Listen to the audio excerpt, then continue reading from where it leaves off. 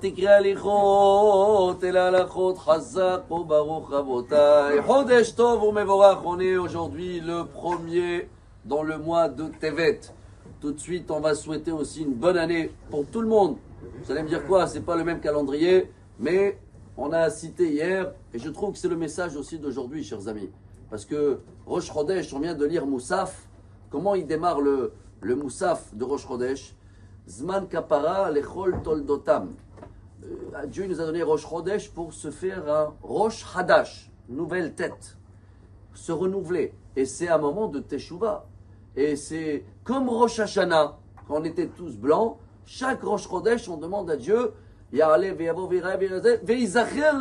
cette mémoire-là de Rosh Hashanah revient devant Dieu chaque Rosh Chodesh. Et comme à Rosh Hashanah, on s'est fait pardonner les péchés, tous les Rosh Chodesh. C'était un grand rassemblement à Jérusalem, Beth Amikdash, pour se pardonner les péchés. Mais surtout, aujourd'hui que Rosh Chodesh Tevet, qui est le seul mois où on fait le Hallel complet avec Bracha, parce qu'il tombe avec Hanouka, et surtout cette année que c'est tombé avec la nouvelle année 2025, alors là, il y a un grand rabbin qu'on a cité hier, qui s'appelait Rabbi Israël de Apta, au Rev Israël, et lui, il souhaitait encore plus, pas seulement une bonne année, il disait même Tahel, Shana ou Birkotea. À partir de maintenant, de l'année laïque, ça va commencer encore plus de bénédictions pour la nouvelle année. Beaucoup des élèves à lui et des gens, ils étaient étonnés. Comment le rabbin ici, est une nouvelle année qu'on n'a rien à voir avec cette calendrier-là? Et il leur disait, vous voyez que chaque Rosh Chodesh, Dieu il voit, il se rappelle de Rosh Hashanah et il nous efface tous les péchés à Rosh Chodesh. Quand Dieu il voit comment les autres ils fêtent leur Rosh Hashanah, alors là aussi il se rappelle encore plus de notre Rosh Hashanah à nous.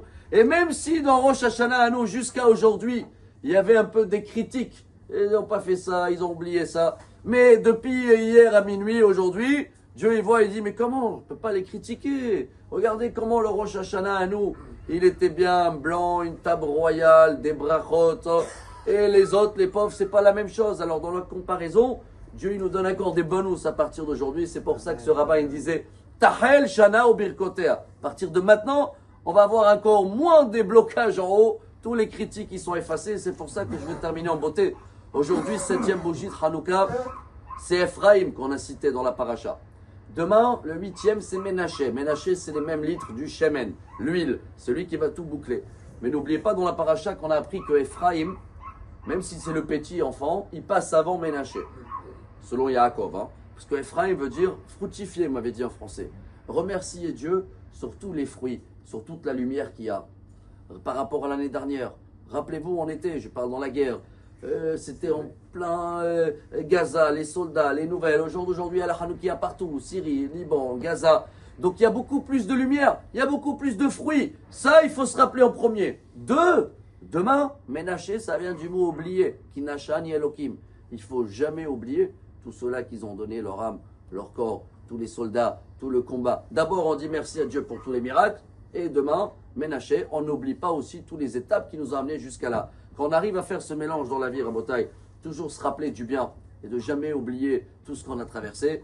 Main à main, Ephraim au Ménaché. Alors dans ce cas-là, on a la plus belle bénédiction pour avoir un excellent mois, des bonnes nouvelles et une très bonne année.